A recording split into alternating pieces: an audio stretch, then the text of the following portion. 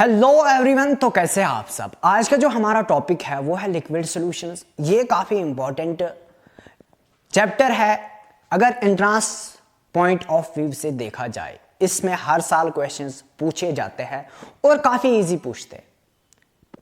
काफ़ी अच्छे से हम इस चैप्टर में एक एक कॉन्सेप्ट को पढ़ेंगे। आपको इतना कॉन्फिडेंस आना चाहिए कि अगर किसी भी लेवल का क्वेश्चन इस चैप्टर से पूछेंगे आपको आना चाहिए, और मिनिमम टाइम ड्यूरेशन में आना चाहिए, कॉन्फिडेंस होना चाहिए उस पर। तो वो सब आपको, अगर आप पहले लेक्चर से लास्ट लेक्चर तक हमारे साथ इस चैप्टर में रहोगे तो आपको वो पूरा कॉन्फिडेंस आएगा। तो इस चैप्टर में हम कौन कौन सा टॉपिक पढ़ने वाले हैं। पहला है methods of expressing the concentration of terms. ठीक है, ये काफी इंपॉर्टेंट है। इसमें बहुत ज्यादा कंफ्यूजन रहते हैं, लेकिन हम इसको कंसेप्चुअली पढ़ेंगे, आपको एक भी कंफ्यूजन नहीं रहेगा। पूरी फिजिकल केमिस्ट्री में ये जरूरत पड़ेगा। ठीक है, methods of expressing the concentration of terms. ठीक है, ये काफी अच्छे से पढ़ेंगे। और सेकंड है वेपर प्रेशर ऑफ सॉल्वेंट। ये भी काफी अच्छे से पढ़ेंगे और कॉन्सेप्चुअली पढ़ेंगे। क्वेश्चंस भी साथ साथ इसके रिगार्डिंग भी करेंगे। ठीक है, और उसके बाद है वेपर प्रेशर ऑफ सॉल्यूशन, जिसको रॉल्ड्स लॉ भी कहा जाता है। ठीक है, तो ये भी करेंगे। और फिर है सबसे इंपॉर्टेंट, वो है कोलिगेटिव प्रॉपर्टीज। ठीक है, ये काफी इंपॉर्टेंट टॉपिक है। मैक्सिमम क्वेश्चंस इसी टॉपिक से पूछे जाते हैं।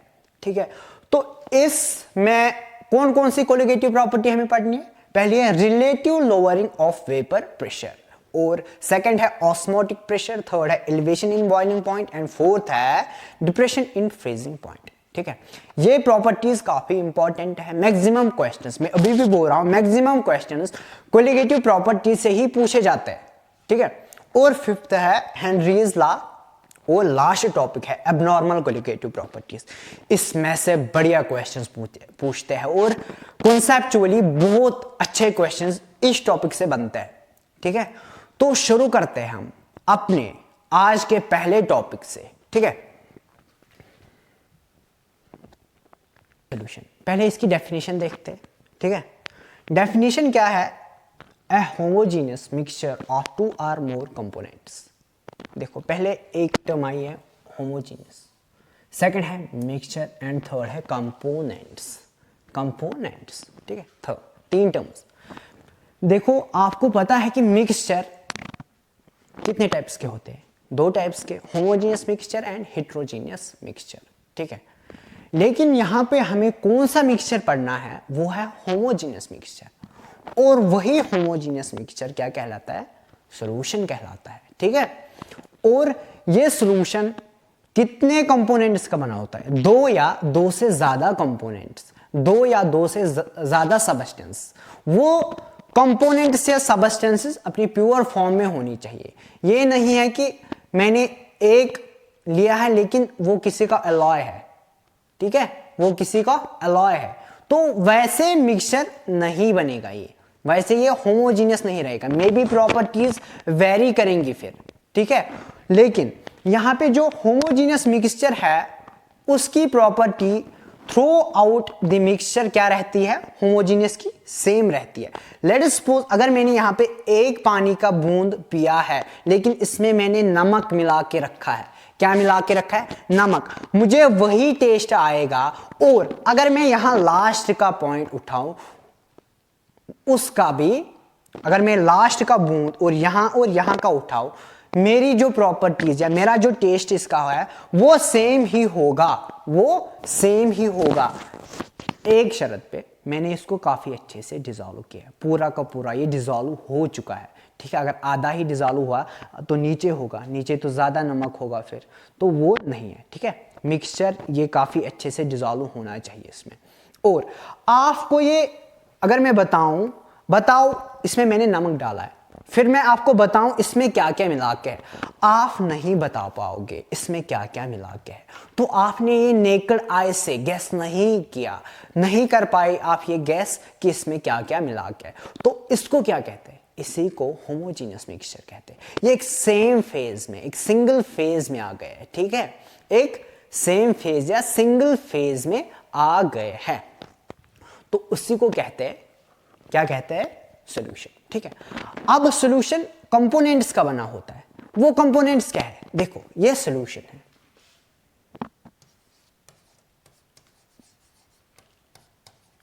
सॉल्यूशन ये कंपोनेंट्स का बना होता है। कौन कौन से कंपोनेंट्स हैं वो देखते हैं। एक कंपोनेंट होता है सोल्यूट, दूसरा होता है सॉल्वेंट। एक होता है सोल्यूट और दूसरा होता है सॉल्वेंट। सॉल्यूशन में दो कंपोनेंट्स होते हैं या दो से ज्यादा भी होते हैं। अब उन कंपोनेंट, अब आपको अगर बताया जाए सॉल्यूशन में, ये एक सॉल्यूशन है, लेट्स सपोज ये एक सॉल्यूशन में यहां पे लेता हूं,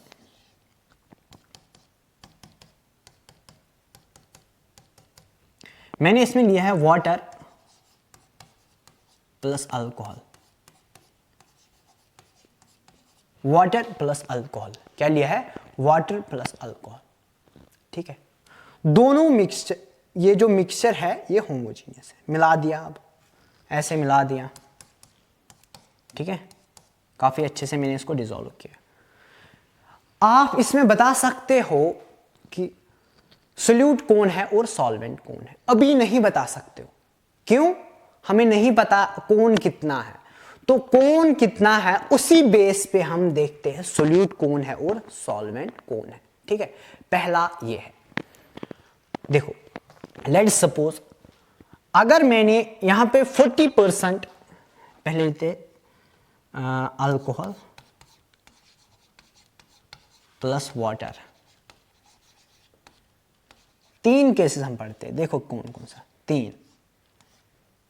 तीन केसेस पढ़ते हैं। अगर मेरा वाटर मान लो 60% है, इसमें 60% वाटर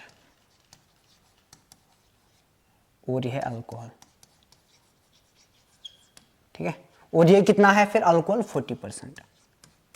दूसरे केस में ये भी 50% और ये भी 50 है। थर्ड केस में ये 40 है और ये 60 है। ठीक है, तीन केसेस हमने लिए हैं। कितने केस लिए हमने, तीन। एक है 60% वाटर एंड 40% तीनों केस आप देख लो। ठीक है, जो ज्यादा क्वांटिटी में या ज्यादा अमाउंट में होता है उसको सॉल्वेंट कहते हैं, उसको सॉल्वेंट कहते हैं। आप यहां पे बता सकते हो सॉल्वेंट कौन है, देखो यहां पे ज्यादा है तो सॉल्वेंट वाटर, यहां पे ये 60% है तो सॉल्वेंट अल्कोहल। ठीक है, जो ज्यादा होगा वो सॉल्वेंट होगा। तो सॉल्वेंट क्या है, अब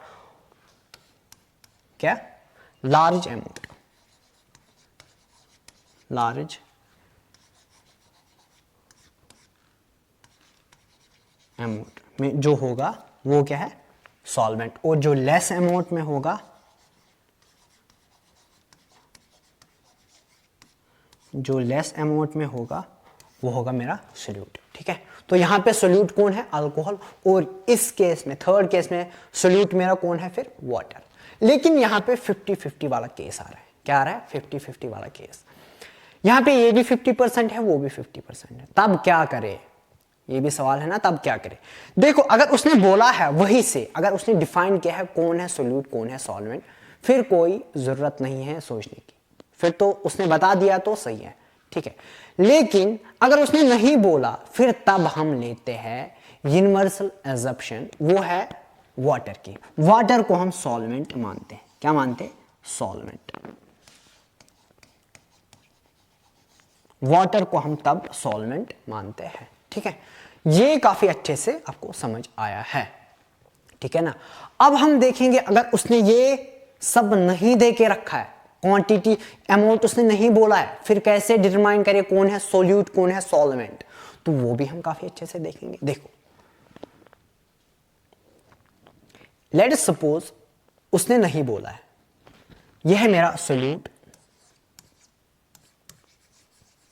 plus solvent,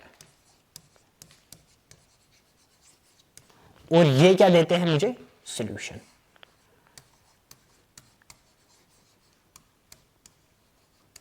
solute plus solvent देते हैं मुझे सॉल्यूशन। ठीक है, इतना क्लियर है। अब मुझे क्वांटिटी नहीं पता है कौन क्या है, लेट सपोज एग्जांपल से समझते हैं। यहां पे एग्जांपल है what, sugar plus water, sugar plus water, ठीक है। शुगर क्या है मेरा, यह है सॉलिड, मैं आपको बताता हूं, सॉलिड, और यह है लिक्विड, यह है लिक्विड, यह सॉलिड है और ये लिक्विड है। और मुझे इससे क्या बना, जब मैंने इसको डिसॉल्व किया मुझे बना सॉल्यूशन। क्या बना, solution.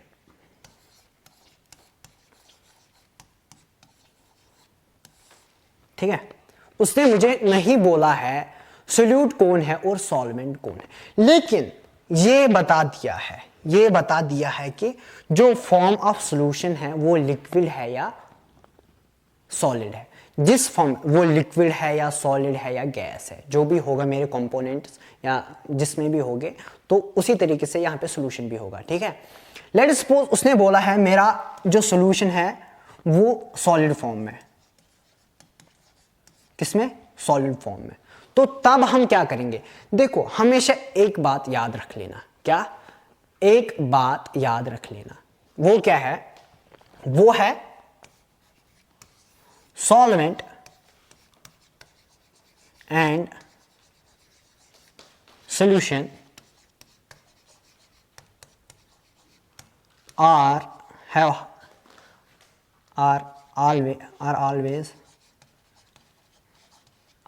in a same physical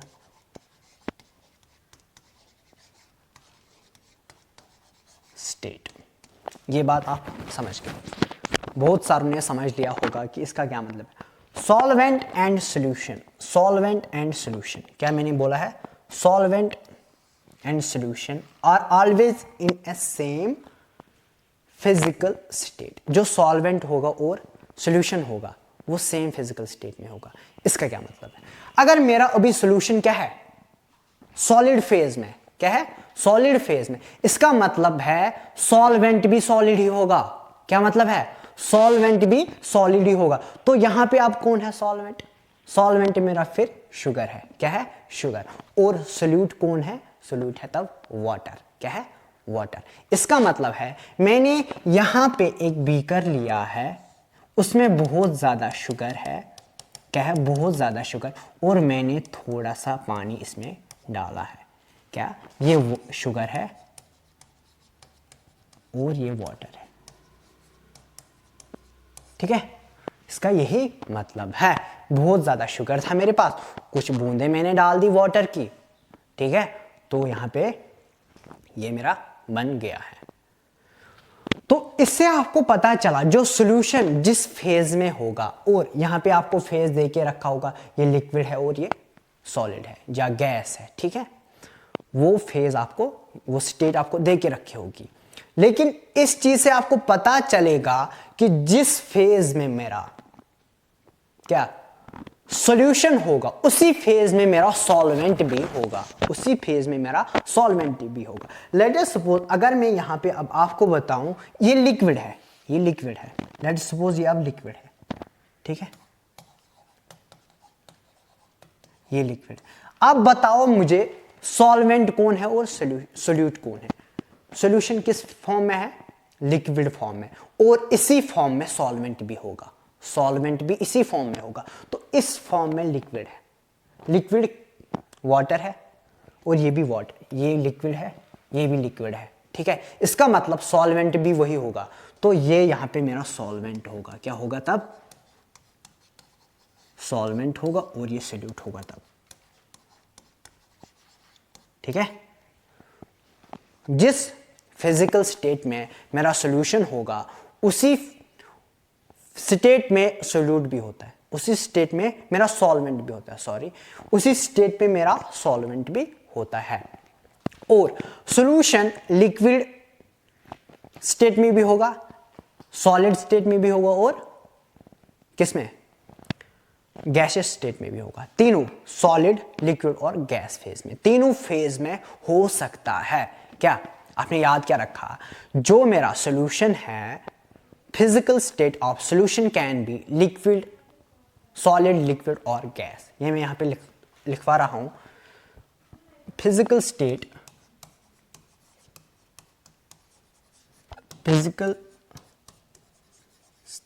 of solution can be solid, liquid and gas, तीनों हो सकती है, ठीक है। और अब आपने ये भी सीख लिया है कि अगर उसने अमाउंट नहीं बताया है तब हम कैसे डिटरमाइन कर सकते हैं कौन सॉल्वेंट है और कौन सोल्यूट है, ठीक है। तो इतना आपको क्लियर होगा। अब हम पढ़ेंगे क्लासिफिकेशन ऑफ सॉल्यूशंस। क्या पढ़ेंगे? क्लासिफिकेशन ऑफ सॉल्यूशंस, ठीक है। अब हम देखेंगे classification of solutions.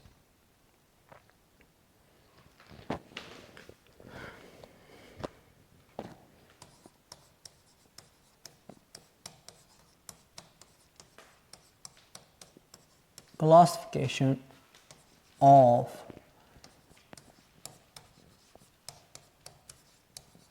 Solutions,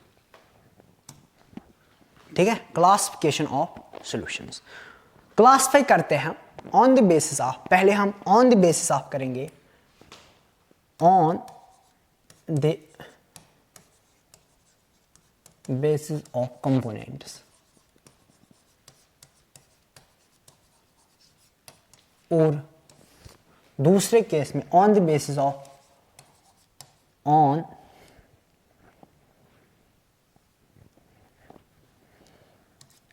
the basis of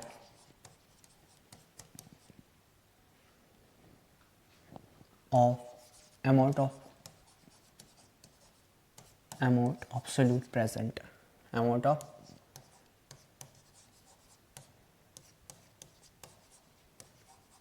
present in solution। दो component on the base of classification करेंगे, on the base of components and on the base of amount of solute, ठीक है। Classification on the base of amount of solute present in a solution, ठीक है। देखो, on the base of components जब हम करते हैं, पहला होता है हमारा binary solution, binary solution. Second है टेरनरी,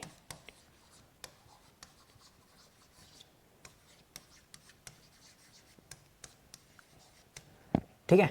binary solution and ternary solution on the base of amount of solute present in a solution.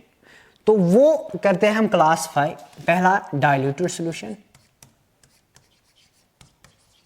Diluted solution, और दूसरा है concentrated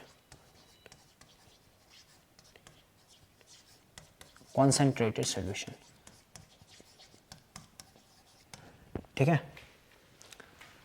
on the base of components कितने? बाइनरी एंड टेरनरी, दो हम पढ़ेंगे। पहले syllabus में हमारे एनसीईआरटी में सिर्फ बाइनरी सॉल्यूशंस है, ठीक है। फिर भी हम देखेंगे टेरनरी क्या होता है, ठीक है। और ये है on the base of amount of solute present in solution, वो है diluted solution and concentrated solution, ठीक है। कॉन्सेंट्रेटेड सॉल्यूशन, देखो बाइनरी मतलब दो, टेरनरी तीन, क्वाटरनरी चार। बाइनरी में दो कंपोनेंट्स हैं, ये वही से बोल रहा है, बाइनरी में दो कंपोनेंट्स होते हैं, कितने? दो। टेरनरी में तीन कंपोनेंट्स, ठीक है। कंपोनेंट्स दो होते हैं इसमें, और इसमें कितने कंपोनेंट्स होते हैं? तीन। देखो, हमें पता है कंपोनेंट्स होते हैं solute plus solvent, solute plus solvent, ठीक है। कंपोनेंट्स होते हैं सोल्यूट प्लस सॉल्वेंट, लेकिन सॉल्वेंट हमेशा एक ही होगा। कंपोनेंट, ये सॉल्वेंट जो होगा वो हमेशा एक ही होगा, ऑलवेज वन, ऑलवेज वन, एक ही होगा। सॉल्वेंट हमेशा एक ही होगा, दो सॉल्वेंट्स नहीं हो सकते, ठीक है। और जो सोल्यूट होगा वो एक से ज्यादा भी हो सकते हैं, जो सोल्यूट हो सकते हैं वो एक से ज्यादा भी हो सकते हैं, ठीक है। इतना आपको समझ आया है? अभी हम देखेंगे एग्जांपल से। बाइनरी सॉल्यूशन जो है, इसकी एग्जांपल लेते हैं। देखो क्या क्या एग्जांपल आएगी। पहली एग्जांपल आएगी सॉल्ट लेते हैं plus water, salt plus water, ठीक है। यह एक वाटर इसमें क्या है और सॉल्ट क्या है, या इसको, ठीक है। सेकंड है शुगर प्लस वाटर, ठीक है, इतना शुगर प्लस वाटर। अब आपने समझ लिया है जो बाइनरी होता है उसमें दो कंपोनेंट्स होते हैं, एक सोल्यूट होता है, एक सॉल्वेंट होता है, ठीक है। अगर टेरनरी की बात की जाए उसमें एक सॉल्वेंट होगा, दो होंगे सोल्यूट। क्या होंगे? दो सोल्यूट होंगे। देखिए लेट अस सपोज टेरनरी की बात अगर की जाए तो यहां पे होगा, लेट अस सपोज मैंने सॉल्ट मिलाया प्लस शुगर मिलाया प्लस वाटर मिलाया, तीन मैंने मिलाए हैं, वाटर, शुगर एंड सॉल्ट, ठीक है। तो यहां पे सॉल्वेंट एक होगा और सोल्यूट मेरे दो होंगे। क्या होंगे? सोल्यूट मेरे दो होंगे। और वैसे ही लेट सपोज अगर आपने लेमन लिया, लेमन जूस पीते हो ना, नींबू अगर पानी में डालेंगे और फिर शक्कर भी डालेंगे तो वो भी एक सोल्यूशन बनता है ना। लेट सपोज मैंने यहाँ पे एक बीकर लिया है, ठीक है, इसमें मैंने एक वाटर डाला है, दूसरा एक water plus water plus sugar plus lemon, lemon juice, ठीक है। तीन चीजें मैंने इसमें डाल दी है। तो ये क्या बना? तीन कंपोनेंट्स का, वाटर, शुगर एंड लेमन, ठीक है। तो ये बना टेरनरी। क्या बना? टेरनरी सॉल्यूशन। सॉल्वेंट हमेशा एक ही होगा और सोल्यूट दो से ज्यादा, दो या दो से ज्यादा भी हो सकते हैं, एक भी हो सकता है, ठीक है। तो इस से हमें पता चला कि बाइनरी क्या है और टेरनरी क्या है। हमें सिलेबस में सिर्फ बाइनरी सॉल्यूशंस पढ़ने हैं, ठीक है। तो ये क्लियर हुआ। उसके बाद हमें ये पता होना चाहिए कि उसके बाद हमें यह भी पता होना चाहिए क्या कि कॉन्सेंट्रेटेड क्या होता है और डाइल्यूटेड क्या होता है। बताओ जरा, और आपको बताना हो कॉन्सेंट्रेटेड क्या होता है, डाइल्यूटेड क्या होता है, आप कैसे बताओगे? अगर आपको बताना होगा कॉन्सेंट्रेटेड क्या होता है और डाइल्यूटेड क्या होता है, आप बता पाओगे? हाँ बिल्कुल बता पाओगे। कॉन्सेंट्रेटेड क्या होता है और डाइल्यूटेड क्या होता है? देखो सॉल्यूशन में अगर मुझे सॉल्वेंट का अमाउंट बहुत कम है, रिलेटिवली अगर बहुत कम है तो उसको क्या कहेंगे? उसको डाइल्यूटेड कहेंगे। अगर रिलेटिवली मेरा सॉल्वेंट में या सॉल्यूशन में मेरा सोल्यूट बहुत ज्यादा है तो उसको क्या कहेंगे? उसको कहेंगे कॉन्सेंट्रेटेड। यहां पे काफी अच्छे से समझते हैं। देखो ये मैंने एक बीकर लिया है, ये मैंने एक बीकर लिया है, ठीक है। इसमें मैंने बहुत ज्यादा वाटर लिया, इतना, ये बहुत बड़ा बीकर है, ठीक है। और फिर मैंने थोड़ा सा इसमें नमक डाल दिया या शक्कर डाल दिया, कुछ भी जो आपको पसंद आए वो डाल देना। बहुत ज्यादा पानी था और उसमें मैंने क्या डाला? बहुत कम शक्कर। यहां पे मैंने 2 स्पून इसमें डाले। लेट्स सपोज मैंने इसमें 2 स्पून डाले, ऐसे ऐसे, लेकिन बहुत बड़ा बीकर है, मान लो 5 लीटर में या 4 लीटर में, ठीक है। मैंने या 2 लीटर या 2 लीटर में मैंने 1 चम्मच डाला, ठीक है। ये क्या बना? ये डाइल्यूटेड बना। रिलेटिवली जितना मेरा सॉल्वेंट था उससे तो बहुत कम है ना। तो यहां पे अगर मुझे डेफिनेशन लिखनी है, solution containing relatively less amount of solute, solution containing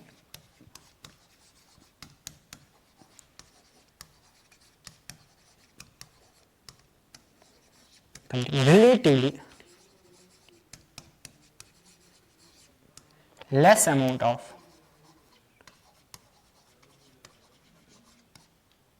solute।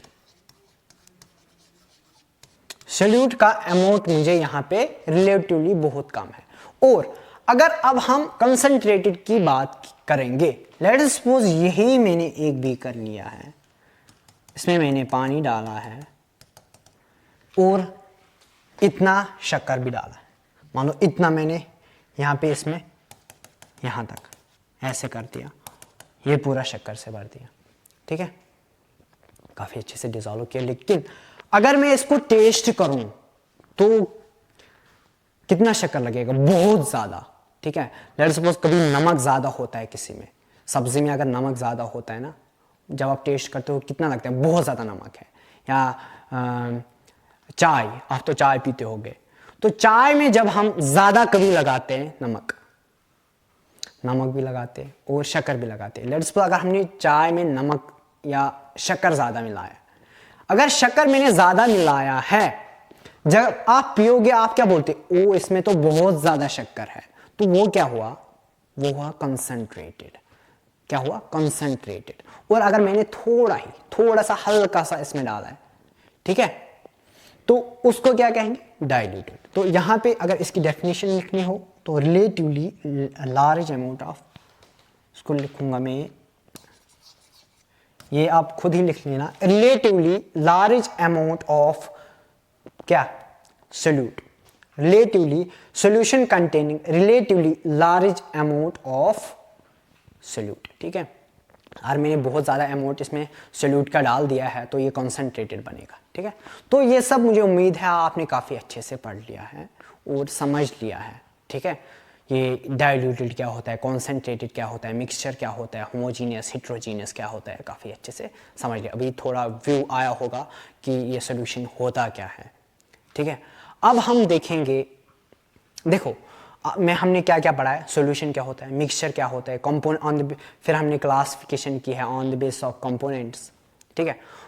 तो ये सब आपने समझ लिया। अब हम देखेंगे कंसंट्रेशन टर्म। कंसंट्रेशन टर्म क्या होती है?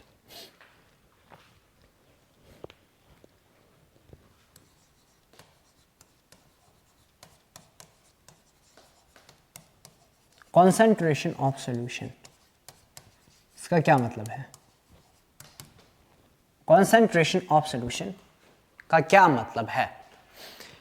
It represents relative amount of solute present in A solution और सॉल्वेंट, ठीक है। यहां पे मैं लिखता हूं it represents, it relative amount of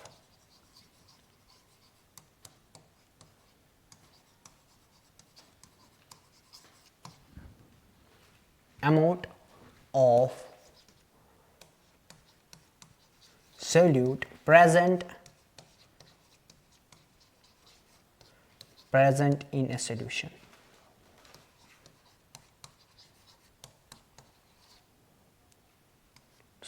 और solvent, ठीक है। आपको अभी पढ़ना है कॉन्सेंट्रेशन टर्म्स, तो तब पता होना चाहिए कि कॉन्सेंट्रेशन क्या होती है। It is a relative amount, कितना मुझे सोल्यूट है सॉल्वेंट में या सॉल्यूशन में, ठीक है। तो उसको क्या कहते हैं? Concentration of solution. देखो जब हमें कॉन्सेंट्रेशन टर्म निकालनी है हमेशा याद रख लेना है। लेट अस सपोज अगर मुझे कॉन्सेंट्रेशन निकालनी है,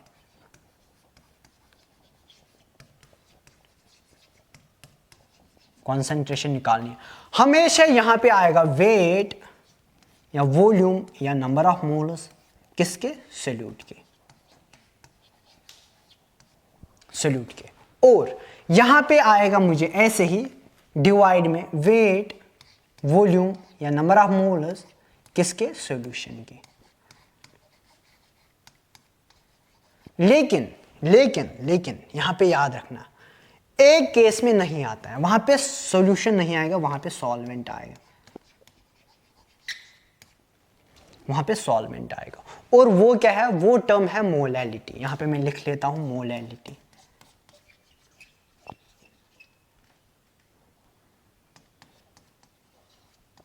ठीक है, वो मैं यहां पे लिखता हूं मोलैलिटी।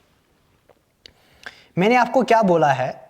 मैंने बोला है जब भी हमें कंसंट्रेशन या कोई भी कंसंट्रेशन टर्म निकालनी है, हम कैसे निकालेंगे? देखो वेट ऑफ या वॉल्यूम ऑफ या number of moles of solute divide by weight of volume of या number of moles of solution, लेकिन एक केस में यहां पे सॉल्यूशन नहीं लिखेंगे, वहां पे सॉल्वेंट लिखते हैं, वो है मोलैलिटी। वो हम आगे काफी अच्छे से देखेंगे, ठीक है, वो हम काफी अच्छे से देखेंगे। लेकिन ये बात आपको पता होना चाहिए कि अगर हमें कंसंट्रेशन टर्म निकालनी है तो ऊपर क्या आएगा, सोल्यूट, और नीचे आएगा सॉल्वेंट, ठीक है, सॉल्वेंट, नीचे आएगा सोल्यूशन, सॉरी, ऊपर आएगा सोल्यूट, नीचे आएगा सोल्यूशन, ठीक है। तो ये बात आपको जहन में रखनी होगी। तो पहला जो पॉइंट था वो ये पॉइंट था, इस पॉइंट से आपको गलतियां नहीं होगी। तो ये वाला पॉइंट आपने पहला क्लियर किया है, ये, इससे आपको 50% गलतियां खत्म हो जाएंगी। ऊपर हम सोल्यूट लेंगे, नीचे सोल्यूशन लेंगे। सोल्यूट क्या लेंगे, वॉल्यूम, मास या नंबर ऑफ मोल्स, नीचे सोल्यूशन का लेंगे। लेकिन एक टर्म में नहीं लेंगे, वो है मोलैलिटी, जहां पे हम सोल्यूशन के बदले सॉल्वेंट लेंगे, ठीक है। इतना आपको क्लियर हुआ, ठीक है। अब हम मूव करते हैं अपने कॉन्सेंट्रेशन टर्म्स पे। कौन कौन सी कॉन्सेंट्रेशन टर्म हमें पढ़नी है वो देखते हैं, ठीक है।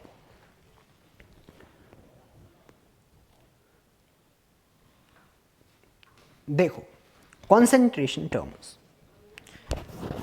ये कॉन्सेंट्रेशन टर्म्स हमें पढ़नी है।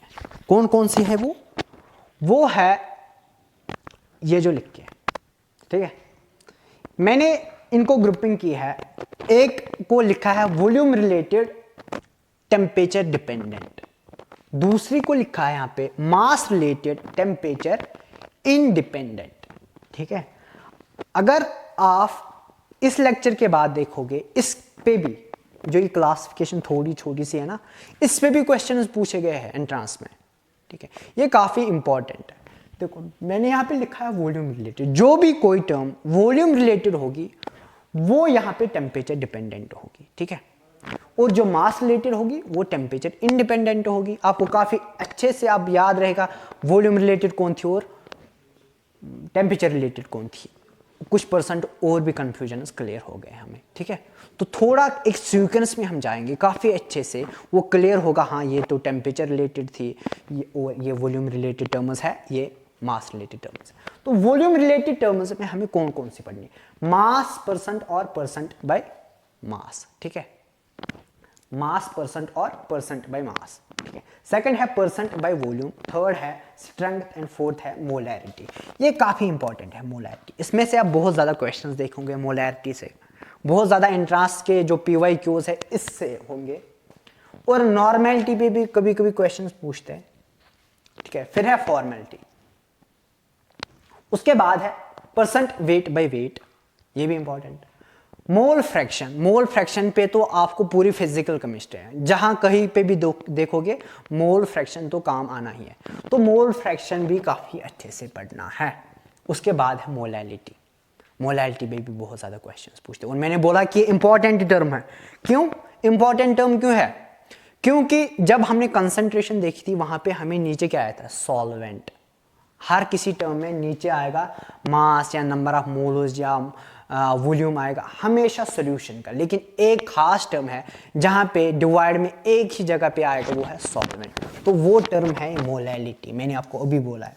तो ये इसलिए इंपॉर्टेंट बनती है। फिर है लास्ट में पार्ट्स पर मिलियन, ये भी पढ़ेंगे। और ऐसे भी क्वेश्चंस पूछते हैं, वो बोलेगा लेट सपोज बताओ मुझे टेम्परेचर डिपेंडेंट और टेम्परेचर इंडिपेंडेंट कौन है। यहां से दे दिए 2-3 टर्म्स, यहां से एक टर्म दे दिए, फिर फाइंड आउट करो या मैच द फॉलोइंग करो, टेम्परेचर डिपेंडेंट कौन है और टेम्परेचर इंडिपेंडेंट कौन है, मैच करो। ये किससे मिलता है, A B से मिलता है, ऐसे देगा, ये ऐसे देगा, 2-3 टर्म्स इसमें से देगा, 2-3 टर्म्स इसमें से देगा, फिर यहां से टेम्परेचर डिपेंडेंट और टेम्परेचर इंडिपेंडेंट बोलनी होगी। तो वैसे भी क्वेश्चंस बन सकते हैं इस पे। तो काफी अच्छे से आप इसको देख लो, याद रख लो कौन है मास रिलेटेड, कौन है वॉल्यूम रिलेटेड। थोड़ा नजर दोगे तो याद रहेगा, ठीक है, याद रहेगा। जो वॉल्यूम रिलेटेड होगी टेम्परेचर डिपेंडेंट, जो मास रिलेटेड होगी टेम्परेचर इंडिपेंडेंट, ठीक है। या जो वॉल्यूम रिलेटेड नहीं होगी यहाँ पे वो टेम्परेचर इंडिपेंडेंट होगी, ठीक है। तो इतना क्लियर है। तो फिर शुरू करेंगे हम आज के पहले टर्म से, वो है मास। पहली टर्म है percent weight by volume, percent weight by volume या मास परसेंट भी जिसको कहा जाता है। परसेंट वेट बाय वॉल्यूम जो पहली टर्म है, ये देखते हैं क्या होती है। इसकी डेफिनेशन है it is defined as amount of solute present in 100 ml of solution. क्या है? Amount of solute present in 100 ml of solution. Let suppose अगर मैं आपको यहां पे बताऊं कि 15% of glucose, 15% of W/V, a solution containing, अगर ऐसे क्वेश्चन था, a solution containing 15% W/V of glucose, W/V of a solution containing ऐसे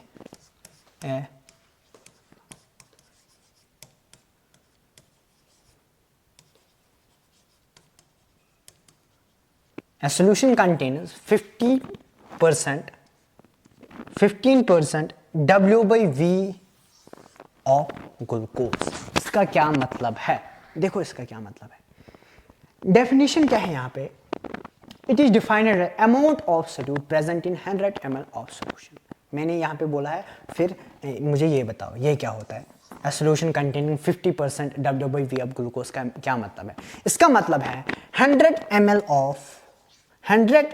ml ऑफ सोल्यूशन में क्या है? 15 ग्राम ऑफ ग्लूकोज। इसका क्या मतलब है? 100 ml ऑफ सोल्यूशन में है 15 ग्राम ऑफ ग्लूकोज। ठीक है, इसका यही मतलब। कहीं पे भी अगर आपको लैंग्वेज समझनी है तो काफी अच्छे से इन टर्म्स का ख्याल रखना है। अगर वो डायरेक्ट क्वेश्चन ना भी दे, कहीं पे ये इंफॉर्मेशन दे दी, ठीक है, आपको समझ आना चाहिए कि क्या बोल रहा है। ठीक है, मे बी वो मिला के क्वेश्चन दे। जब हम सारी टर्म्स पढ़ेंगे फिर हम इन पे मिला के क्वेश्चंस करेंगे। पहले एक एक करके देखेंगे क्या टर्म होती है, एक एक करके सेपरेट क्वेश्चंस करेंगे, फिर आगे मिला के करेंगे, फिर अपनी रिलेशंस देखेंगे, किसको किससे क्या साथ रिलेशन है, आपस में कोरिलेट करेंगे काफ़ी अच्छे से आपको क्वेश्चंस बनेंगे। ठीक है, क्वेश्चंस बनने का टेंशन छोड़ दो अब। तो 100, इसका क्या मतलब है? 100 ml ऑफ सोल्यूशन में है 15 ग्राम ऑफ ग्लूकोज। ठीक है, इतना समझ आए। देखो अगर अब हमें इसको मैथमेटिकली देखना हो, वो क्या करेंगे? मैथमेटिकली देखना तो वो लिखते हैं ऐसे, परसेंट W/V, ऐसे परसेंट W/V अगर मुझे लिखना है, वो क्या होता है? Wait of solute. मैंने आपको बोला है जब भी कोई कंसंट्रेशन टर्म हमें निकली है, ऊपर क्या लिखना है? सोल्यूट का वेट, वॉल्यूम या नंबर ऑफ मोल्स। ठीक है, तो wait of solute divide by volume of solution, वो तो पता ही है, सोल्यूशन है लेकिन एक ही टर्म में सॉल्वेंट आएगा, वो आगे है मोलैलिटी, याद है, वो volume of solution in ml into 100। ठीक है, इन ml इंटू 100। तो ये आई हमें पहली फॉर्मूला, ये पहली फॉर्मूला आपकी आ गई है। ठीक है, wait of solute divide by volume of solution in ml into 100। ये याद रख लेना है कि ये क्या होता है, इसकी डेफिनेशन। बस अगर आपने डेफिनेशन याद रखी है, ये तो हर किसी में आएगा ही। ये ऐसी फॉर्मूला होगी, कहीं पे लीटर होगा, कहीं पे ml होगा। ठीक है, कहीं पे लीटर होगा, कहीं पे ml होगा, तो मैं बताऊंगा किस में क्या होता है। तो अगर इसी पे अब हम पहले क्वेश्चन करते हैं ताकि आपको काफी अच्छे से और समझ आ जाए। ठीक है, 2 moles of glucose are dissolved in water to form 4 liter of solution. Calculate percent W/V of glucose. Percent W/V of glucose आपने अभी पढ़ा है। परसेंट W/V किसके बराबर होता है? परसेंट W/V किसके बराबर होता है? किसके? Wait of solute divide by volume of solution in ml इन क्या? Wait of solute divide by volume of solution in ml into 100। Percent है तो 100 से मल्टीपल होगा। ठीक है, वेट ऑफ सोल्यूट कितना है उसने मोल्स भी दे के रखे हैं और मोलर मास ऑफ ग्लूकोज भी हमें पता है। तो वेट ऑफ सोल्यूट किसके बराबर है? n is equal to weight of solute divide by molar mass, given mass divide by molar mass. किसके बराबर होता है, नंबर ऑफ मोल्स के। तो मोल्स मेरे कितने हैं, 2। मोलर मास कितने, ग्लूकोज का 180, तो वो कितना हुआ 360 ग्राम। तो ये आएगा मेरा 360 ग्राम, क्या ये, ठीक है। मोल्स तो बेसिक्स है, नंबर ऑफ मोल्स निकाल, मोल्स भी देखे है, मोलर मास भी ग्लूकोज का पता है 180 है, कितना है 180, ठीक है। तो गिवन मास निकालना है, मास कितना होगा, तो मास होगा 360 ग्राम, ठीक है। तो यहाँ पे सब्स्टिट्यूट कर दो 360 divide by volume of solution in ml, वहाँ पे लीटर में है 4 लीटर, 4 लीटर कितने ml हुए 4000 ml, तो यहाँ पे मैं 4000 से इसको डिवाइड करता हूँ इंटू 100, ये दो ये और ये 4 1 जार 4 9 जार, तो वो आया 9% W/V, 9% W/V, ठीक है। यह आया 9% W/V, कितना, क्या ग्लूकोज आया 9% W/V, ठीक है। अगर आपको बताए अब 9% W/V का क्या मतलब है, इसका मतलब है 100 ml ऑफ सोल्यूशन में मेरे 9 ग्राम्स ऑफ ग्लूकोज है, 100 ml ऑफ सोल्यूशन में मेरे 9 ग्राम्स ऑफ, इसका मतलब है इट मीन्स दैट, यहां पे दिखा दो, it means that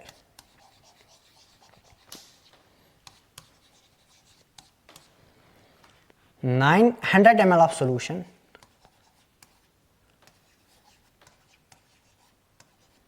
contains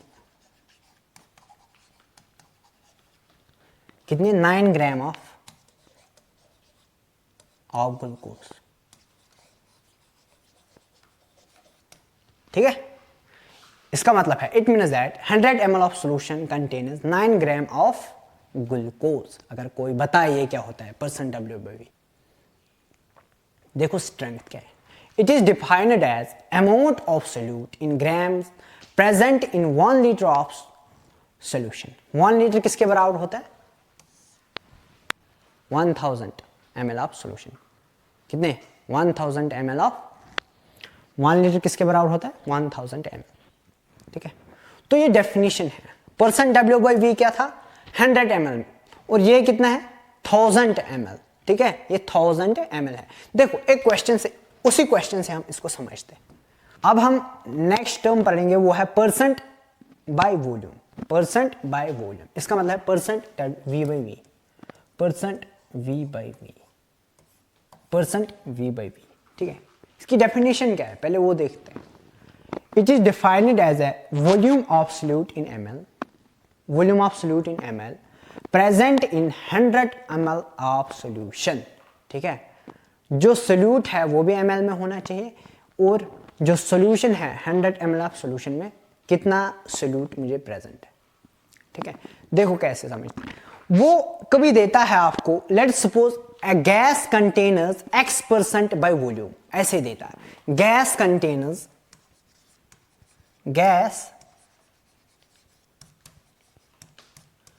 container X% by volume, X% by volume, या कभी बोलता है N2 कंटेन्स 20% बाय वॉल्यूम, या ऑक्सीजन कंटेन्स 20% बाय वॉल्यूम। उस चीज का पता आपको होना चाहिए कि ये क्या बताना चाह रहा है, ठीक है। लेट इट सपोज मैं अगर आपको बताऊं कोई सोल्यूशन है, an aqueous solution contains 30% W/V of an aqueous solution, let suppose मैं अगर ऐसे बताऊं an aqueous solution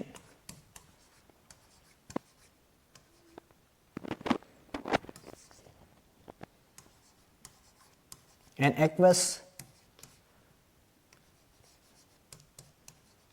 solution contains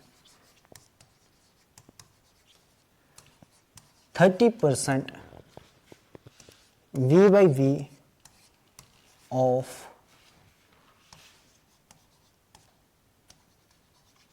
ethanol। बताओ इसका क्या मतलब है। An aqueous solution contains 30% V/V V by V of ethanol. इसका क्या मतलब है? इसका मतलब है मेरे 100 ml ऑफ सॉल्यूशन में 100 ml ऑफ सॉल्यूशन में है, देखो क्या क्या, 30 ml ऑफ इथेनॉल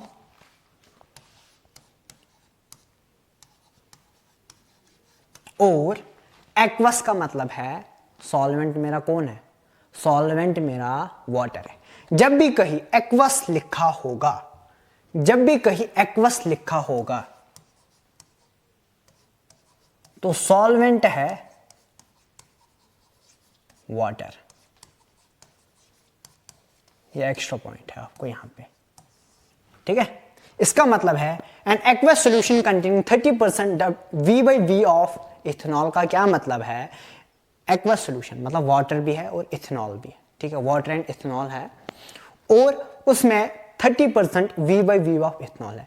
तो उसका मतलब है 100 ml ऑफ सॉल्यूशन में है 30 ml ऑफ इथेनॉल और बाकी जो बचा है वो होगा 70 ml ऑफ वाटर।